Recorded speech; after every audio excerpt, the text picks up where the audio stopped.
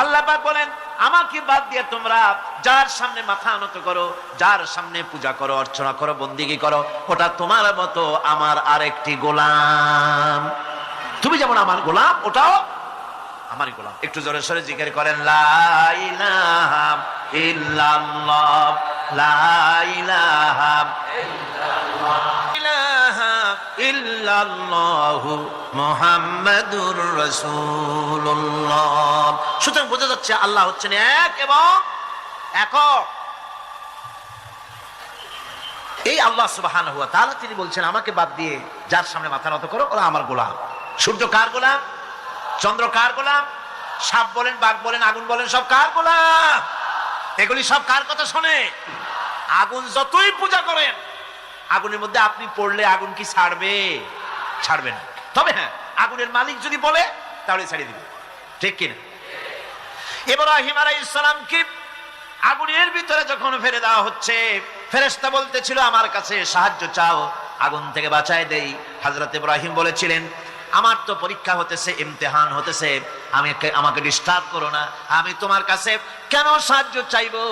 আমি আগুনে পুড়লে পরে আমার মাবুদ, আমার খোদা, আমার আল্লাহ তিনি যদি খুশি হন, তাহলে আমার এমন আল্লাহকে খুশি করার জন্য 1000 বার পড়তে রাজি আছি।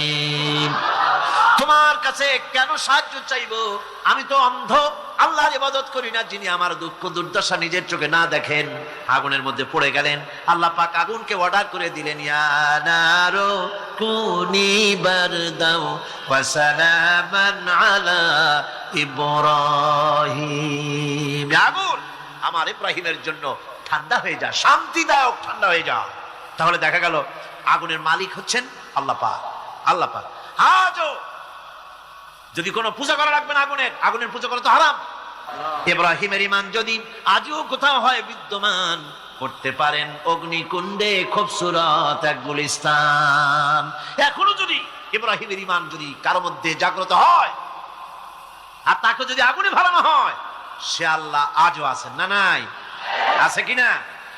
আল্লাহু লা ইলাহা ইল্লা হুয়াল হাইয়ুল কাইয়্যুম। পড়েন সবাই, আল্লাহু লা ইলাহা ইল্লা হুয়াল হাইয়ুল কাইয়্যুম।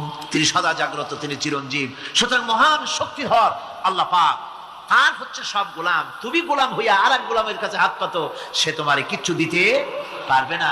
আমি দৃষ্টান্ত দিতে গিয়ে বলি, একজন ভিক্ষুক সে যদি আর একজন ভিক্ষুকের কাছে গিয়ে বলে ভাই আমারে 10টা টাকা দাও, সে 10 টাকা পাবে কই? সারাদিন খয়রাত করিয়া পাইছে মোটে 5 টাকা, তোমারে তো 10 টাকা দিতে পারবে না।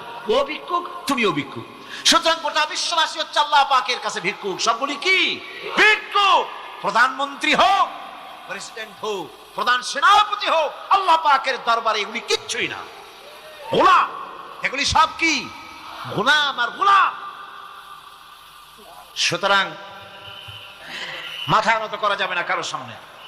এই প্রকৃতি, এই নেচার শেখাচ্ছে একজন আছেন, সেটাকে বুঝতে হবে।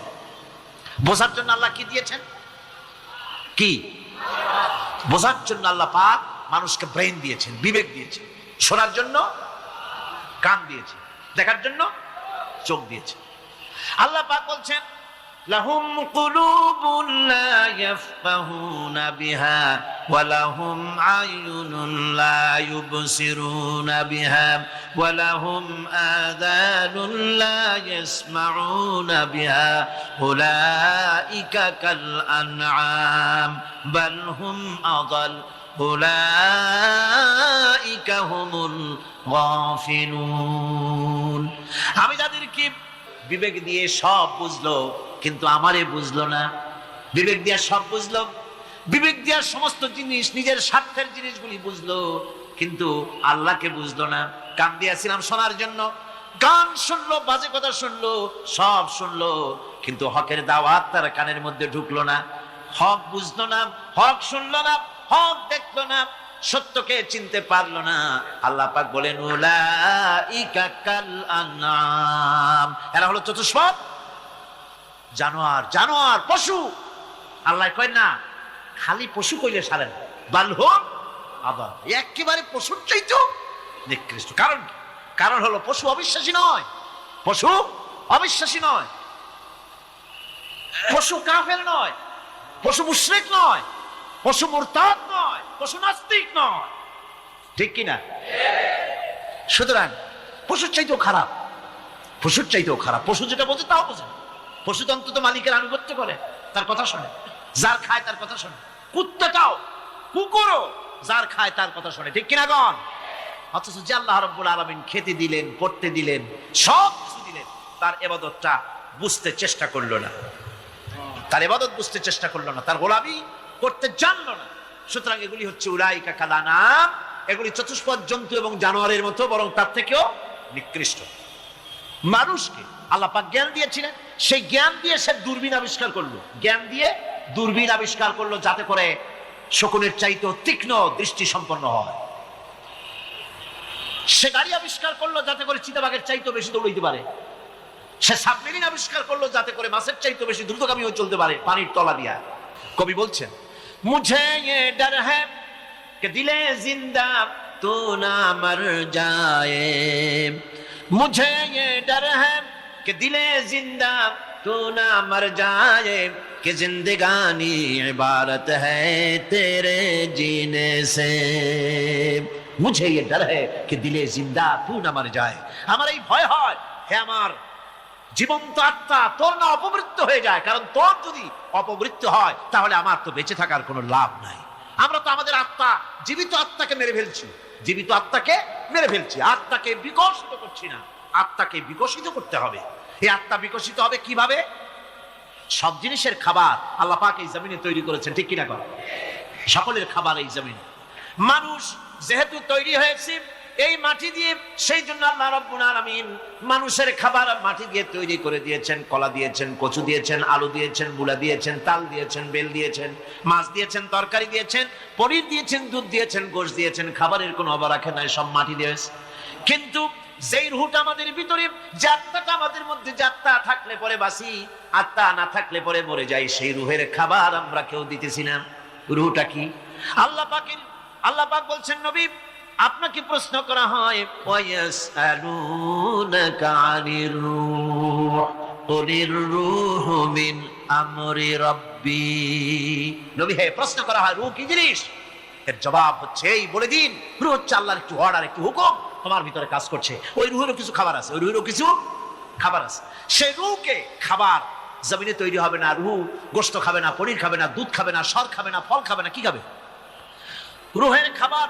যেহেতু রূহ এই পৃথিবীতে তৈরি হয় নাই, রূহ এসেছে আলমে আরওয়াহ থেকে, সেজন্য রব্বুল আলামিন রূহের খাবার পাঠিয়েছেন লৌহ মাহফুজ থেকে। আল্লাহ পাক কোরআনে কারীমকে রূহের খোরাক করে পাঠিয়েছেন। রূহকে যদি বাঁচাতে চান তাহলে তার একমাত্র খাদ্য হতেছে তেলাওয়াতে কোরআন, তেলাওয়াতে কোরআন। টাকা পয়সা যাদের আছে তাদের বলছি, পয়সা কড়ি যাদের আছে সিঙ্গাপুর বেড়ায়। আর সিঙ্গাপুর বেড়ায় করবা কি? মার্কেটিং ছাড়া আর কিছুই নেই। সিঙ্গাপুর, ব্যাংকক, হংকং এই সমস্ত জায়গায় ঘুরে টুরে আসে, খুব দেখে আসছে। টাকা নষ্ট করে লাভ নাই, বরং পয়সা কড়ি যদি আল্লাহ দিয়ে থাকেন হস্ত করবেনই। পয়সা কড়ি বেশি থাকলে রমজান মুবারকে উমরা করে এসেন। রাসূল কারীম সাল্লাল্লাহু আলাইহি ওয়াসাল্লাম বলেছেন, যে ব্যক্তি রমজান মুবারকে উমরা করলো সেজন্য আমার সাথে হজ আদায় করলো। কেন বলছি? এই জন্য বললাম, আল্লাহ পাক আমাকে কয়েকবার নসিব করেছেন। সেখানে যখন রমজান মুবারকে যখন তেলাওয়াত হতে থাকে তারাবিহের ভেতরে, মনে হচ্ছে যেন আকাশ থেকে ওহী নাজিল হতেছে। মানুষের চোখের পানি, নাকের পানি একাকার হারাম শরীফের ভিতরে। সেখানে তো মুনাজাত সারা বছর মুনাজাত হয় না, মুনাজাত হয় রমজান মুবারকে বেতেরের নামাজের ভিতরে। বেতেরের নামাজের ভিতরে ইমাম সাহেব হাত তুলে মুনাজাত করেন। অন্তত 8 থেকে 10 লক্ষ মানুষ হজের মৌসুমের মতো কাঁদতে কাঁদতে পাগল হয়ে। কোরআন কি মজা! কোরআন হচ্ছে রুহের খাবার। আমরা তো রুহের খাওয়াই না। ঘোড়ার উপরে চড়ি, গাধার উপরে চড়ি, ঘোড়ারে গাধারে জন্মের মতো মুঠেই খাইতে দেই না, নিজে খাই জন্মের মতো। খাইয়া ঘোড়ারে খাইতে দেওয়া হয় না, গাধারে খাইতে দেওয়া হয় না। ফলে ওর উপরে যখন সওয়ার হয় তখন ঘোড়া গাধা না খাইতে খাইতে একদিন 4 ঠ্যাং 4 দিকে দিয়া জায়গায় সিটে মরা ছাড়ার কোনো পথ থাকে না। আমাদের মানুষেরা খায় কি? সুবহানাল্লাহ।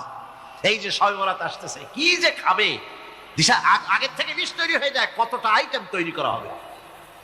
রমজান মাসে আল্লাহ একটু কম টম মান্দায় খাবে, একটা রমজান মাস আল্লাহ দিলেন। সেই রোজার মাসে যে সারাদিন খায় না, এটাকে উসুল করে ইফতারের সময় সে যে কত খাবার, চোখ সারা বড় হয়ে যাবে। দেখুন, পেঁয়াজি, বেগুনি, হালিম, শরবত, তরমুজ, বেল, কলা, কচু, না খাইতে খাইতে মাগরিবের রক্ত শেষ, কয় ভাই নামাজটা কোন রকম পড়ে আসি, তারপরে খাবো না। এরকম খাইয়া তারপরে তারাবি পড়তে দাঁড়ায়। ওরা জনমের মতো খাইলে পরে তো অলস হবে শরীর। তারাবি পড়তে দাঁড়াইছে, লম্বা কেরাত হচ্ছে, উনি রুকুতে আছে, ইমাম সেজদায় চলে গেছে, ওনার খবর নেই। অথবা উনি সেজদায় পড়ে আছেন, ইমাম কোথায় উঠে গেছে তার খবর নেই। সুবহানাল্লাহ। সুতরাং নিজে খাইয়া পেটটারে দুম্বার মতো সাইজ বানাইয়া কোনো লাভ নাই। পেট বড় বানাবেন না, সিনা বড় বানান। সিনা বড় বানান, সিনার ভিতরে কোরআন ধারণ করেন, মজা পাবেন। এই আল্লাহ রাব্বুল আলামিন এত বড় নিয়ামত, এই কোরআন, এর থেকে বড় নিয়ামত পৃথিবীতে আর নাই। শ্রেষ্ঠ নিয়ামত, এর থেকে বড় নিয়ামত আছে ভাই? এই শ্রেষ্ঠ নিয়ামতকে পড়তে শিখুন, বুঝতে শিখুন, হেদায়েতের সবের মধ্যে আছে। সুতরাং আল্লাহ রাব্বুল আলামিন মনুষ্যত্বকে, আত্মাকে বিকাশ করার জন্য কোরআনে কারীম দিয়েছিলেন। মানুষ এই জ্ঞান দিয়ে আবিষ্কারের পিছনে চলে গেল। হ্যাঁ, আবিষ্কার দরকার আছে, মোটেই আমি এটাকে অস্বীকার করি না, সব দরকার। কিন্তু সেই সাথে আল্লাহ পাকের সাথে যে সম্পর্কটা থাকা দরকার ছিল, সেই সম্পর্ক থেকে মানুষ নিজেকে বিচ্ছিন্ন করেছে। কোরআনে কারীমে আল্লাহ পাক বলছেন, লাকাদ খালাকনাল ইনসানা ফি আহসানি তাকওয়িম। সব থেকে সুন্দর করে বানিয়েছি কারে? মানুষ। চিল্লা এখন কারে? মানুষ হলো সবচাইতে সুন্দর, সবচাইতে সুন্দর সৃষ্টি আমার। ওগুলা, এই মানুষগুলি হচ্ছে আশরাফুল মাখলুকাত। মানুষ কি মাখলুকাত? সৃষ্টির সেরা। আপনারা সৃষ্টির সেরা হইলেন কি দিয়া? আপনারা কি বাঘের মতো দৌড়াতে পারেন? বল্লার মতো হুল ফুড়াইতে পারেন? কুত্তার মতো কামড়াইতে পারেন? হাতির মতো শক্তি আছে? গরিলার মতো শক্তি আছে? মাছের মতো সাঁতরাইতে পারেন? সাপের মতো ক্রুদ্ধতা আছে? সিংহের মতো হিংস্রতা আছে? তো কিসের, কোন দিক থেকে আপনি আশরাফুল মাখলুকাত হলে? আশরাফুল মাখলুকাত হয়েছেন জ্ঞানের কারণে। কিসের কারণে? সেই জ্ঞানটার জন্যই তো আপনি সৃষ্টির সেরা। এই সৃষ্টির সেরা মানুষ, সুন্দর মানুষ, এই মানুষগুলি সুম্মা রাদাদনাহু ফি আসফালা সাফিলিন। সুম্মা রাদাদনাহু আসফালা সাফিলিন। এই মানুষ নিচে নামতে নামতে এত নিচে নামে, শয়তান অবাক হয়ে গালে হাত দিয়া নিচের দিকে তাকাইয়া দেখে আর চিন্তা করে, এর দূর নামলো কেমনে? শয়তান অবাক হয়ে যায় মানুষের অবস্থা দেখে। আর America, British parliament, American parliament আইন পাস করে পুরুষে পুরুষে বিবাহ জায়েজ করে দিয়েছে সেখানে। নাউযুবিল্লাহি মিন যালিক। শয়তানের চাইতে অনেক কিছু। শয়তান ওই সব কাম জানেও না, বোঝেও না, শুয়ারেও করে না, গাধায়ও করে না। মানুষ কোথায় নামছে? এই মানুষ সৃষ্টির সেরা বানিয়েছিলাম, শয়তানের চাইতে নিকৃষ্ট হয়ে গেল। আল্লাহ পাক বলেন, ইল্লাল্লাযীনা আমানু ওয়া আমিলুস সালিহাতি ফালাহুম আজরুন গায়রু মামনুন। কিন্তু যারা ঈমান এনেছে, আমলে সালেহ করেছে, তাদের জন্য রয়েছে অপরন্ত পুরস্কার। এই অপরন্ত পুরস্কার আল্লাহ রাব্বুল আলামিন দান করবেন যারা নাকি মুমিন বান্দা, যারা নাকি ইবাদত করবে তাদের জন্য। এখন আমি আপনাদেরকে বলতেছিলাম যে ইবাদত গোলামি অর্থে, এর গোলামির পূর্ণ অর্থ সেটা হচ্ছে যে ব্যক্তি, পরিবার, সমাজ, রাষ্ট্র, জীবনের সকল ক্ষেত্রে গোলামি করতে হবে কার? আল্লাহ পাকের। এই ইবাদত শব্দটাকে কোরআনে কারিমে কয়েকটা অর্থে ব্যবহার করা হয়েছে, সে অর্থগুলি আমাদের জানা দরকার। যেমন ইবাদত এবং দাসত্ব অর্থে আল্লাহ পাক বলছেন, ثم أرسلنا موسى وأخاه هارون بآياتنا وسلطان مبين। অথবা মুসা এবং তার ভাই হারুনকে আমার নিদর্শন দিয়ে তাদেরকে সুস্পষ্ট রূপে প্রমাণ সহ ফেরাউন এবং তার সভাসদের কাছে আমি পাঠিয়ে দিলাম। فقالوا أنؤمن لبشرين مثلنا وقومهما لنا عابدون। আমি যখন তাদেরকে পাঠালাম, তারা যখন দিনের দাওয়াত দিলেন, ইবাদতের দাওয়াত দিলেন, তখন তারা বলল, আমরা কি এমন আমাদেরই মতো দুজন মানুষের আনুগত্য করব? এখানে আবিদুন অর্থাৎ দাসত্ব, আমরা কি তার দাসত্ব করব? এই দাসত্ব একমাত্র আল্লাহরই হতে পারে, আর কারো হতে পারে না। সেজন্য কোরআনে কারীম অন্যত্র বলছে, ইয়া আইয়ুহাল্লাযীনা আমানু কুলু মিন তাইয়্যিবাতি মা রাযাকনাকুম ওয়াশকুরু লিল্লাহি ইন কুনতুম ইয়্যাহু তা'বুদুন। হে ঈমানদারেরা, তোমরা যদি আমারই ইবাদত করো তবে আমি তোমাদেরকে যে সব পবিত্র জিনিস দান করেছি তা খাও এবং আল্লাহর শুকর আদায় করো। তো ইবাদত আল্লাহ পাকের করলে আল্লাহ পাক তাদেরকে খেতে দিবেন, পড়তে দিবেন, সবকিছু আল্লাহ পাক করে দিবেন।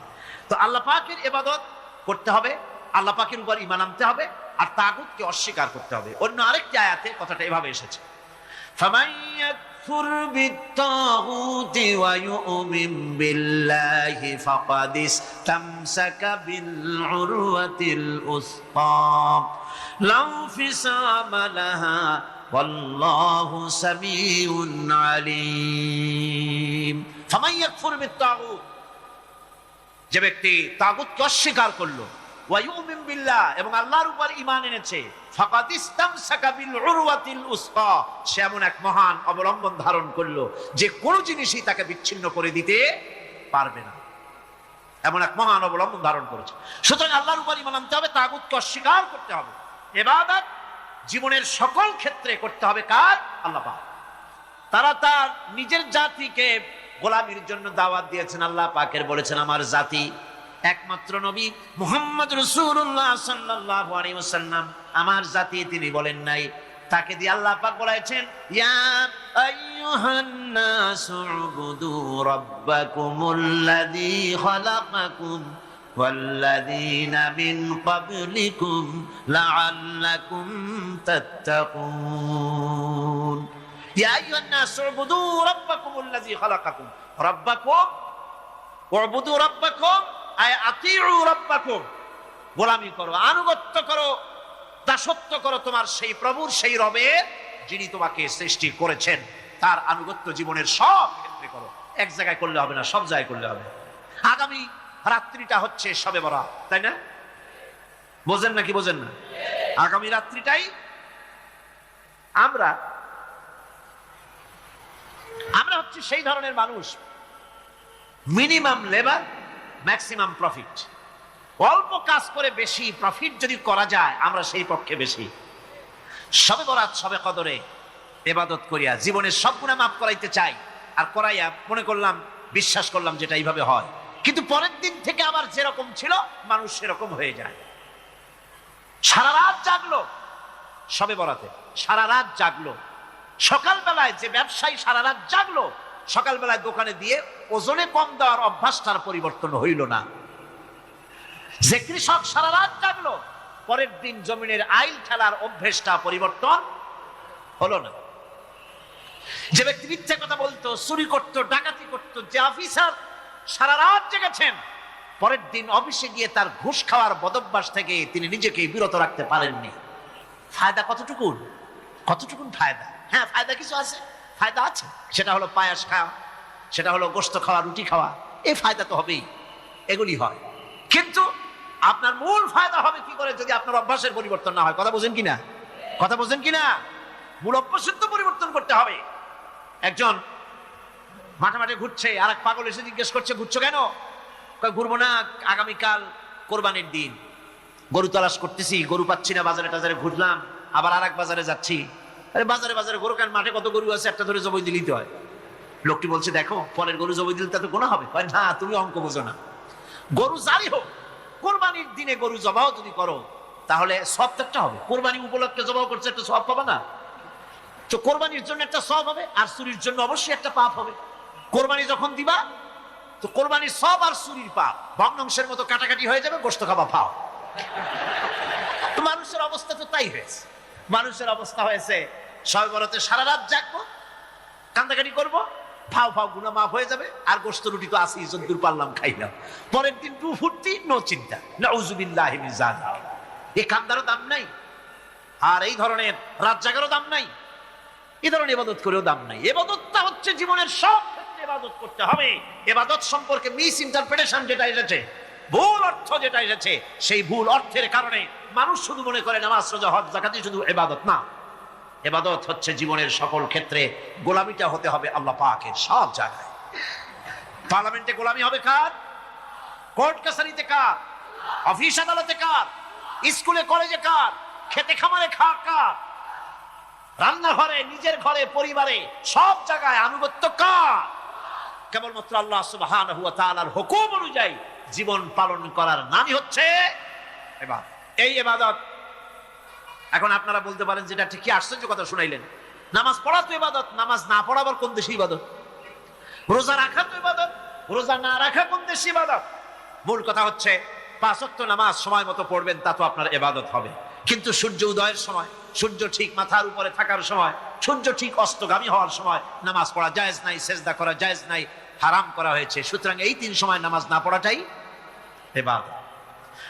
সারা বছর রোজা রাখবেন, ইবাদত হবে। কিন্তু 2 ঈদের 5 দিন রোজা রাখা হারাম করা হয়েছে, ওই 5 দিন রোজা না রাখাটাই, তার অর্থ হলো জীবনের সমস্ত কাজটাই হলো ইবাদত হবে, যদি মুসলমান আল্লাহর হুকুম মাফিক তার জীবনকে পরিচালনা করে। আপনার চোখের চাহনিটাও তো ইবাদত হবে। সুবহানাল্লাহ। এই চোখ দিয়ে গুনাহ কামাই করা যাবে, আবার এই চোখ দিয়ে সওয়াব কামাই করা যাবে। যদি কোনো সন্তান তার মা বাপের দিকে ভক্তির নজরে, মহব্বতের নজরে যদি তাকায়, নবীজি বলেছেন একটা কবুল নফল হজের সওয়াব আমলনামায় লেখা যাবে। সাহাবীরা প্রশ্ন করেছেন, যদি কেউ 100 বার তাকায় তো কি হবে? নবীজি বলেছেন, আল্লাহ রাব্বুল আলামিনের নিয়ামতের ভান্ডার অফুরন্ত নিয়ামতের, সেখানে কোনো অভাব নাই। যদি কোনো বান্দা যদি তার মা বাপের দিকে দৈনিক 100 বার তাকায় তো ওই বান্দার আমলনামায় 100 কবুল নফল হজের সওয়াব লেখা যাবে। তাহলে দেখা গেল চোখের চাহনি আপনার ইবাদত, আপনার ঘুম ইবাদত, আপনার চাকরি ইবাদত, আপনার ব্যবসা বাণিজ্য ইবাদত। তার মানে হলো আল্লাহর গোলামি, আল্লাহর হুকুম অনুযায়ী কাজ করার নামই হচ্ছে ইবাদত। ইয়াকা না'বুদু ওয়া ইয়াকা নাস্তাঈন। পড়েন সবাই, ইয়াকা না'বুদু ওয়া ইয়াকা নাস্তাঈন। আল্লাহ তাআলা একমাত্র তোমার গোলামি করি, তোমারই আনুগত্য করি, তুমি ছাড়া কারো গোলামি করি না, তুমি ছাড়া কারো গোলামি করি না। এখন দোকানদার নামাজের মধ্যে পড়লো ইয়াকা না'বুদু। ইয়াকা না'বুদু, না'বুদু শব্দটা হচ্ছে মুজারের সিগায় যায়, এর মধ্যে 2টা কাল পাওয়া যায়। বর্তমান আর এই নামাজের ভিতরে যেমন তোমার হুকুম পালন করে নামাজ আদায় করছে, যেমন নামাজের ভিতরে কিছু খাওয়া যায় না, বাইরে খাওয়া জায়েজ ছিল, নামাজ পড়ছি বলে খানাটা আমার জন্য হারাম হয়ে গেছে। কথা বলা জায়েজ ছিল, নামাজের ভিতরে কথা বলা হারাম করে দিলাম। এদিক ওদিক তাকানো জায়েজ ছিল, নামাজের ভিতরে এদিক ওদিক তাকানো বন্ধ করে দিলাম। তার মানে আমার জন্য চিরস্থায়ী, সব সময়ের জন্য আমার জন্য হালাল করে দেওয়া জিনিসগুলি এই নামাজের ভিতরে অল্প সময়ের জন্য হারাম করে প্রমাণ করে দিলাম। মাবুদ গো, এই নামাজের পরে চিরস্থায়ী হারামগুলি এইভাবে আমার জন্য হারাম করে নেব। ইয়াকা না'বুদু, নামাজটা পড়ছি যেভাবে করে, নামাজের বাইরে জীবন চালাবো সেইভাবে করে। সেজদা দিলেই তো সওয়াব হয়, সেজদা দিলে কি হয়? সওয়াব হয়। যদি কেউ 5-6টা সেজদা দিয়ে দেয় 1 রাকাতের মধ্যে তো কি হবে? যদি কেউ নামাজ পড়লে তো সওয়াব হয়। ফজরের নামাজ যদি 4 রাকাত পড়ে তো কি হবে? মাগরিবের নামাজ যদি 2 রাকাত পড়ে অথবা 4 রাকাত পড়ে তো কি হবে? ইচ্ছে করে যদি এভাবে করে, ভুল করবে নয়, ইচ্ছে করে যদি করে, তাহলে আল্লাহর আইনের সঙ্গে বিরোধিতা করছে বলে সে বিদ্রোহী হিসাবে প্রমাণিত হবে। সুতরাং কথা হচ্ছে নামাজের ভিতরে আয় আল্লাহ পাক ইয়াকা না'বুদু, এই নামাজের ভিতরে তোমার হুকুম মেনে যেভাবে নামাজ আদায় করি, নামাজের বাইরের জীবনটাও তোমার হুকুম মেনে পালন করব। এটাই হচ্ছে ইবাদতের মূল থিম, মূল আইডিয়া, মূল ফিলোসফি। নামাজ ইবাদত করতে হবে জীবনের সব ক্ষেত্রে। নামাজের ভিতরে বললাম ইয়াকা না'বুদু, দোকানদার, এ লোকটা কি? দোকানদার, ঘি বিক্রি করবে, ঘি আনছে দোকানে। তারপরে নামাজ পড়তে দাঁড়িয়েছে, দোকানের পিছনে ছোট্ট ঘর আছে না, নামাজ পড়তে দাঁড়িয়েছে, শুরু করে দিল আল্লাহু আকবার, আলহামদুলিল্লাহি রাব্বিল আলামিন আর রহমানির রহিম মালিকি ইয়াউমিদ্দিন, ইয়াকা না'বুদু ওয়া ইয়াকা। তাড়াতাড়ি পড়তে হবে যেহেতু খরিদ্দার আসতেছে। খরিদ্দার 2-4 জন ভিড় জমা এসে নামাজ ছেড়ে দিয়েছে। তাড়াতাড়ি করে ওর মধ্যে যা দিয়ে ভেজাল দিতে হয় ভেজাল দিয়ে ঠিক মতো দিয়া তারপরে বিক্রি করবি। 100 টাকা কিনছিস, 250 টাকা করে বিক্রি করবি। আল্লাহু আকবার, রহমানির রহিম মালিকি ইয়াউমিদ্দিন, ইয়াকা না'বুদু ওয়া ইয়াকা নাস্তাঈন। এটা নামাজ হইল কর? এই নামাজের আল্লাহর কোনো দরকার আছে? কোনো দরকার নেই। ইবাদত তো হবে নামাজ যার হুকুমে, ব্যবসা তার হুকুমে, নামাজে সেজদা দিব যার হুকুমে, রোজা রাখবো তার হুকুমে, নামাজ পড়বো যার হুকুমে, অর্থনীতি চালাবো তার হুকুমে, নামাজ পড়বো যার হুকুমে আমার দেশের কলকারখানা চলবে, নামাজ পড়বে যার হুকুমে পার্লামেন্ট চলবে তার হুকুমে, নামাজ পড়বো যার হুকুমে রাজনীতি চলবে তার হুকুমে। এর উল্টা পাল্টা যদি হয় মুসলমান মানতে পারে কখনই। সুতরাং মুসলমানকে আনুগত্যের মস্তককে অবনত করে দিতে হবে আল্লাহ পাকের সামনে। আল্লাহর সঙ্গে আর বান্দার সঙ্গে হক আছে, বান্দার উপরে আল্লাহর হক এবং আল্লাহর উপরে বান্দার হক কি, এ ব্যাপারে একটি হাদিস আপনাদেরকে শোনানো যায়। হাদিসটা হচ্ছে ওয়ান মুআজ বিন জাবাল রাদিয়াল্লাহু তাআলা আনহু قال كنت رديف النبي صلى الله عليه وسلم على حمار فقال لي يا معاذ أتدري ما حق الله على العباد وما حق العباد على الله। হযরত মুআজ বিন জাবাল রাদিয়াল্লাহু তাআলা আনহু বলেন যে আমি রাসূল করিম সাল্লাল্লাহু আলাইহি ওয়াসাল্লামের পেছনে তার গাধায় সওয়ার ছিলাম। তিনি আমাকে জিজ্ঞেস করলেন, মুআজ তুমি কি জানো বান্দার উপরে আল্লাহর হক কি এবং আল্লাহর উপরে বান্দার হক কি? তিনি বললেন, আল্লাহু ওয়া রাসূলুহু আ'লামু, আল্লাহ এবং তার রাসূল খুব ভালো করে জানেন।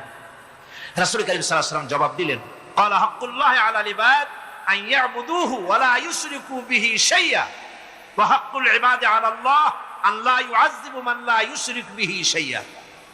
আল্লাহর নবী বলেন, বান্দা আল্লাহ পাকের ইবাদত করবে, আল্লাহর গোলামি করবে, আল্লাহর আনুগত্য করবে, দাসত্ব করবে, সেই আনুগত্য ইবাদত আর গোলামির ভিতরে কাউকে শরীক স্থাপন করবে না। বান্দার উপরে আল্লাহর হক হতেছে যেই বান্দা আল্লাহ পাকের ইবাদত করবে, গোলামি করবে, আর কোনো শিরক করবে না, কিয়ামতের দিন ওই বান্দা সম্পর্কে আল্লাহর হক হবে বান্দাকে জাহান্নামের আগুন আল্লাহ পাক হারাম করে দিয়ে তার জান্নাত দিয়ে দিবেন। মানুষ যদি আল্লাহ রাব্বুল আলামিনকে জানতে চায়, চিনতে চায়, তার পদ্ধতি হচ্ছে তার সৃষ্টিকে জানা, তার সৃষ্টির মাধ্যমেই তাকে চেনা যাবে। আল্লাহ পাক বলেন, الذين يذكرون الله قياما وقعودا وعلى جنوبهم ويتفكرون في خلق السماوات والأرض ربنا ما خلقت هذا باطلا سبحانك فقنا عذاب النار الذين يذكرون الله قياما وقعودا وعلى جنوبهم। যারা দাঁড়িয়ে বসে শুয়ে এক কথায় সর্বাবস্থায় যারা আল্লাহ পাককে স্মরণ করে, তার আকাশ এবং জমিন সৃষ্টির ব্যাপারে চিন্তা ভাবনা করে, রাত এবং দিনের পরিবর্তনের চিন্তা করে, তার সৃষ্টি নৈপুণ্যতা নিয়ে যারা গবেষণা করে, তারাই হচ্ছে আল্লাহ পাকের খাঁটি বান্দা। একজন সত্যানুসন্ধানী চোখের সামনে যখন নিখিল বিশ্বের পরমাণু থেকে শুরু করে সূর্য, চন্দ্র, গ্রহ, নক্ষত্র, বিশাল আকাশ পর্যন্ত, গাছপালা, তরুলতা, সমুদ্র, মহাসমুদ্র, পশু পক্ষী ইত্যাদি যখন তার নজরে পড়ে, তখন একজন সত্যের অনুসারী ব্যক্তি, একজন সত্যের অনুসন্ধানী ব্যক্তি, তার মুখ থেকে বেসাক্তা স্বতঃস্ফূর্তভাবে নিজের অজান্তে মুখ থেকে যে শব্দটা বেরোয়, সে শব্দটা হচ্ছে আলহামদুলিল্লাহি রাব্বিল আলামিন। সমস্ত প্রশংসা হচ্ছে ওই আল্লাহ পাকের, যিনি এগুলিকে সৃষ্টি করেছেন। আর তিনি কোনো কিছু কি বেকার সৃষ্টি করেন নাই, খামোখা সৃষ্টি করেন নাই, প্রত্যেকটির পেছনে রয়েছে বিরাট বিরাট উদ্দেশ্য। এখানে মানুষের সবচাইতে বড় ভ্রান্তি, মানুষের সবচাইতে বড় ভুল, সেটা হলো এই, দুর্ভাগ্যজনকভাবে সকল সৌন্দর্যের মহাশিল্পী আল্লাহ পাককে মানুষ ভুলে যায়। তারা প্রশংসা করে নদীর, প্রশংসা করে নারীর, নারীর অঙ্গ প্রত্যঙ্গ নিয়ে তারা কবিতা লেখে, নারীর সৌন্দর্য নিয়ে কবিতা লেখে, সাহিত্য রচনা করে, সূর্য নিয়ে, চন্দ্র নিয়ে, চাঁদের মায়াবী জ্যোৎস্না নিয়ে, এর সুন্দর সুষমা নিয়ে কবিতা লেখে, প্রজাপতির রং দিয়ে গান তৈরি করে, ফুলের সৌন্দর্য এবং তার সৌরভ দেখে মানুষ পাগল হয়ে যায়, এগুলির পিছনে গান, সাহিত্য ইত্যাদি কবিতা রচনা করে। কিন্তু এই সৌন্দর্য যিনি সৃষ্টি করেছেন সে আল্লাহ পাক। আল্লাহ পাক আমাকে করে দিবেন। এটাই হচ্ছে ঈমান বিল্লাহর প্রথম উপকারিতা, পয়লা নম্বরের উপকারিতা। মানুষকে পার্সোনালিটি সৃষ্টি হয়ে যায়, তার মধ্যে শক্তি আসে, ঈমানি মজবুতি আসে, তার মধ্যে শখসিয়ত আসে, তার মধ্যে ব্যক্তিত্ব আসে, আত্মমর্যাদা আসে, আত্মসম্ভ্রম সৃষ্টি হয়।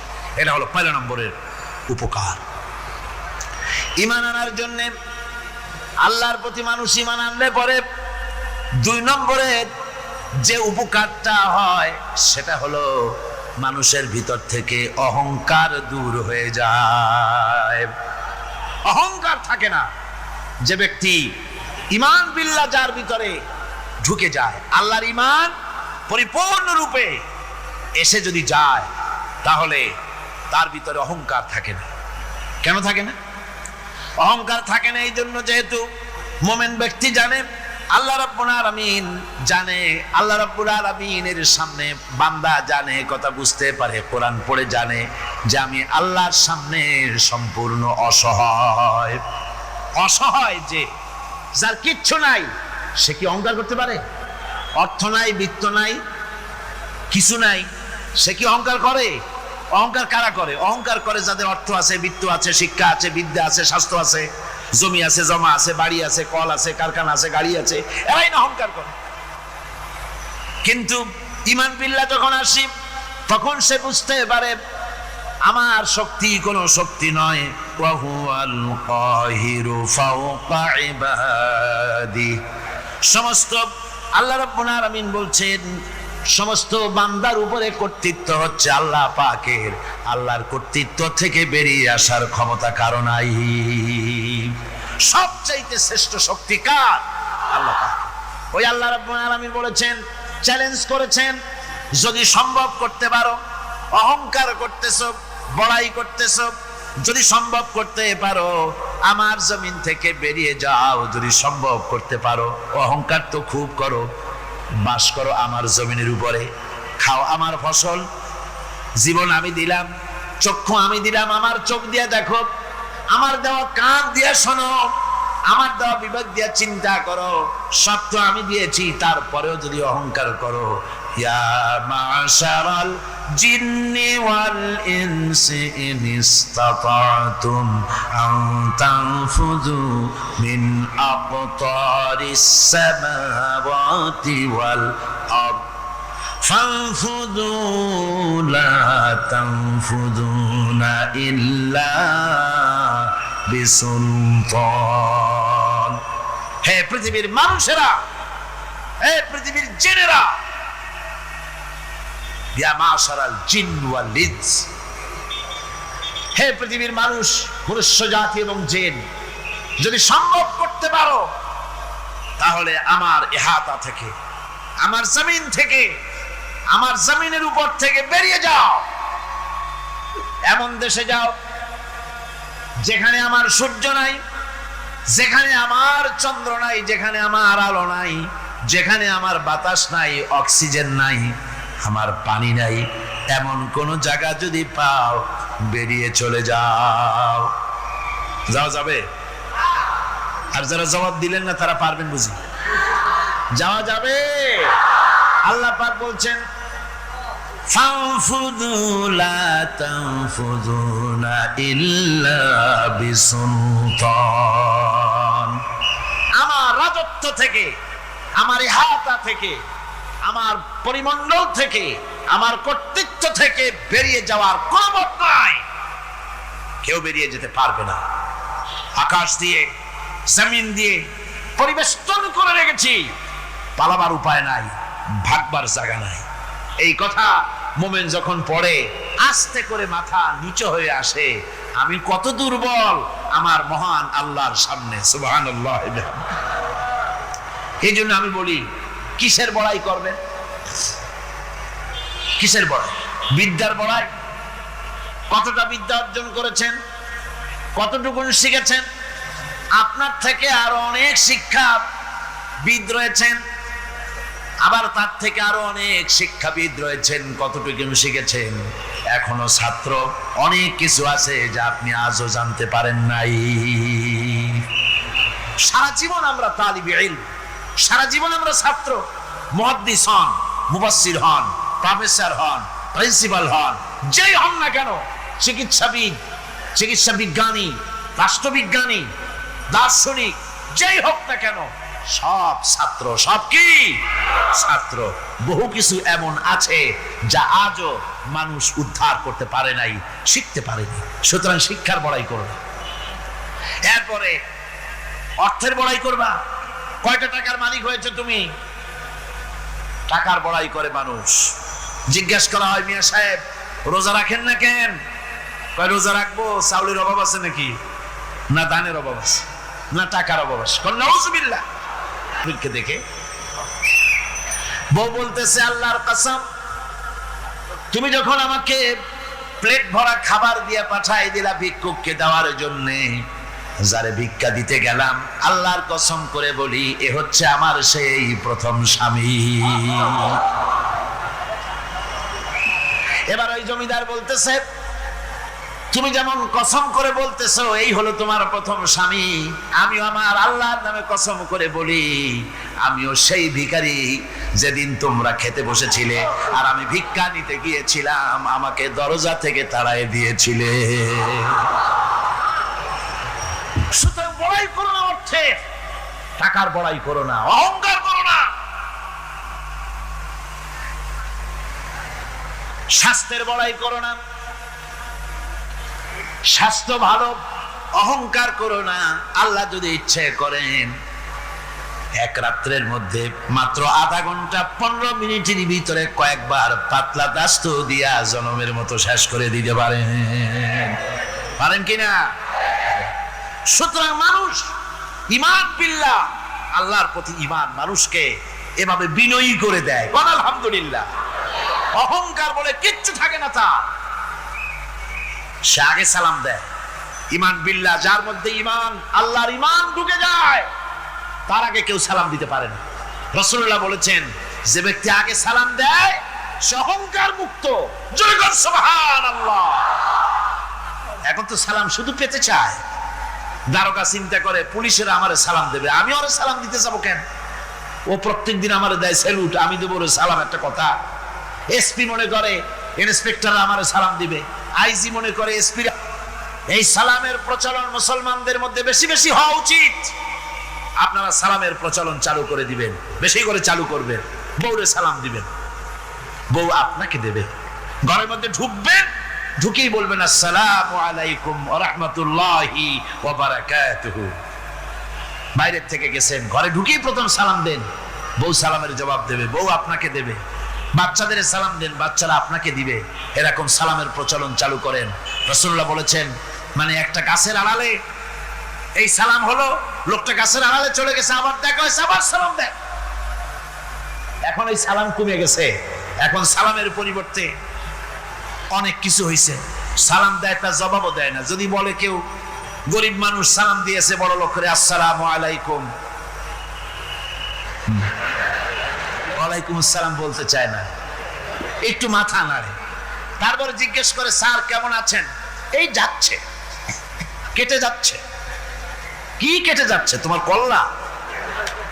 আলহামদুলিল্লাহ বলতে পারো না? অধিকাংশ ক্ষেত্রে যদি জিজ্ঞেস করেন কেমন আছেন, এই যাচ্ছে, কেটে যাচ্ছে। আপনার যত অসুখ হোক আগে বলেন আলহামদুলিল্লাহ, তারপরে অসুখের কথা বলেন। আপনার যদি কোনো অসুবিধা থাকে আগে আলহামদুলিল্লাহ কন, তারপরে অসুখের কথা কন। হযরত সুফিয়ান সাউরি রাহমাতুল্লাহ আলাইহি আল্লাহর একজন জবরদস্ত ওলি ছিলেন। একবার তার সামনে এক মুরিদ এসেছে, মাথায় একটা বড় রুমাল খিসা বাঁধা। জিজ্ঞেস করলেন, মিয়া তোমার এই মাথাটা এরকম বাঁধা কেন? কয় যে হুজুর, মাথার যন্ত্রণায় অস্থির হয়ে গেছি, সেই জন্য মাথাটা বাঁধে রাখছি। এরকম ব্যথা কয়দিন হয়েছে? কয়দিন? আর সবসময় হয় না, বছরে 2-1 বার হইলেও পারে, না হইলেও পারে। বলে বছরে 2-1 বার মাথা ব্যথা হয়, সেই ব্যথাটা দড়ি দিয়া বান্ধে মানুষকে দেখাইলা যে আমার ব্যথা হয়েছে, অসুবিধাটা দেখালে। আর যতদিন ভালো ছিলে ওইটার প্রমাণ স্বরূপ মাথায় কি বান্ধে মানুষকে দেখাইছো। সুতরাং শুকরিয়া আদায় করো সব সময়। আলহামদুলিল্লাহ আলা কুল্লি হাল, সব অবস্থা আমি ভালো আছি, আমার থেকে আরো অনেক খারাপ আছে। সুতরাং সালামের প্রচলন তারাই করে বেশি যারা বিনয়ী হয়, অহংকার যাদের মধ্যে জায়গা পায় না। অহংকার পাবে কি করে? বান্দা কোরআন থেকে জেনেছে, ওয়াল্লাহুল গানিয়্যু ওয়া আনতুমুল ফুকারা। আল্লাহ রাব্বুল আলামিন বলেন, তোমরা হলে সবাই ফকির, তোমরা হলে সব মুকাবিক্কি, আর একমাত্র আল্লাহ রাব্বুল আলামিন বেনিয়াজ। আল্লাহই শুধু বেনিয়াজ, আর সব কি মুকাবিক্কি কার কাছে?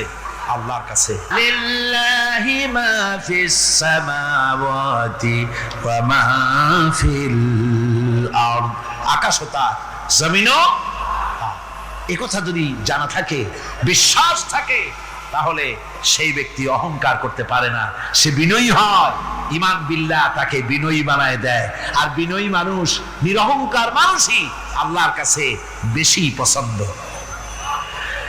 এই ঈমান তার ভিতরে এই কথা জাগ্রত করে দেয়। আমি যদি একটা গাড়ির মালিক হয়ে থাকি, আমি যদি একটা বাড়ির মালিক হয়ে থাকি, আমি যদি স্ত্রী পুত্র সন্তান পেয়ে থাকি, আমি যদি মন্ত্রী হয়ে থাকি, আমি যদি কিছু পেয়ে থাকি, আমার হাতের কামাই দ্বারা পাই নাই। আল্লাহ শিখাই দিচ্ছেন, ওয়ামা বিকুম বিনিমাতিন ফামিনাল্লাহ, যত নেয়ামত তোমরা পেয়েছো সব আল্লাহ রাব্বুল আলামিন দিয়েছেন। জোরে বলেন সুবহানাল্লাহ। দাতাকে ভুলে যেও না, আল্লাহর কাছে বিনয়ী হও। সমস্ত নেয়ামত একমাত্র তিনি দিয়েছেন।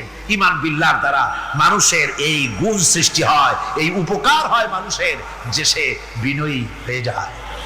আল্লাহ পাক কোরআনে কারীমের মধ্যে আরো বলেন, ওয়ালা তামশি ফিল আরদি মারহান ইন্নাকা লান তাখরিকাল আরদা ওয়ালান তাবলুগাল জিবালা তুলা। ওয়ালা তামশি ফিল আরদি মারহান, আমার এই জমিনের উপরে অহংকার করে হেঁটো না। আল্লাহ পাক নিষেধ করেছেন, জমিনের উপরে অহংকার করে হেঁটো না। এই জমিনের উপরে অহংকার করে হাঁটতে গিয়া তুমি পদাঘাত করে আমার জমিনটারে ফাটাই দিতে পারবা না। আবার অহংকার করে লাভ দিয়া আমার পাহাড়টার উচ্চতাও ছাড়াই যেতে পারবে না। যখন তুমি পাহাড়ের উচ্চতা ছাড়াতে পারবে না, যখন জমিনটারে লাথি মেরে ফাটাই দিতে পারবে না, তখন আবার অহংকারটা কিসের? কিসের অহংকার? নিজের দিকে তাকাও, তোমারে আমি বানাইছি কি দিয়া? তোমার পেটের মধ্যে কি? তোমার শরীরের মধ্যে কি? মলমূত্র দিয়ে পেটটা ভরা। আর দুনিয়ায় এসেছো এক ফোঁটা নাপাক পানি দিয়ে। যে নাপাক পানি ফোঁটা শরীর থেকে বেরিয়ে গেলে পরে গোসল ওয়াজিব হয়ে যায়, ফরজ হয়ে যায়। এমন একটা নাপাক পানি, যার জন্মের উৎস, তার তো অহংকার করার শোভা পায় না। হাদিসে কুদসির ভিতরে এসেছে, আল্লাহ পাক বলেছেন, অহংকার হচ্ছে আমার ইজার, অহংকার হচ্ছে আমার চাদর। যে ব্যক্তি অহংকার করে, সেজন্য আমি আল্লাহর চাদর নিয়ে টানাটানি করে। জোরে কর নাউজুবিল্লাহ, চিল্লায় কর নাউজুবিল্লাহ।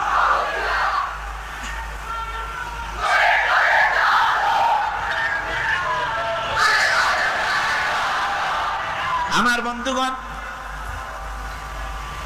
আল্লাহ রাব্বুল আলামিন কোরআনে কারীমের মধ্যে বলেছেন, আমার সঠিক বান্দা যারা, অহংকার তাদের মধ্যে থাকে না।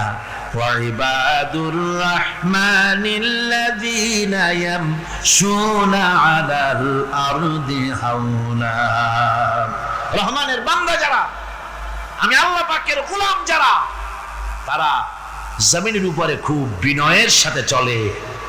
তাদের চলাফেরা দেখলেই বোঝা যায় লোকটা বিনয়ী, আল্লাহর বান্দা। সুবহানাল্লাহ ওয়া বিহামদিহি। কি বলেন? মানুষের চলাফেরা, চাহনি, ওঠা বসা, কথাবার্তা দেখলেই বোঝা যায় না লোকটা কি চরিত্রের? বোঝা যায়। এক পদের মানুষ আছে, গম্ভীর হয়ে বসে থাকে, মনে হয় যেন নবজাদা রাসূলুল্লাহ খানের শালা।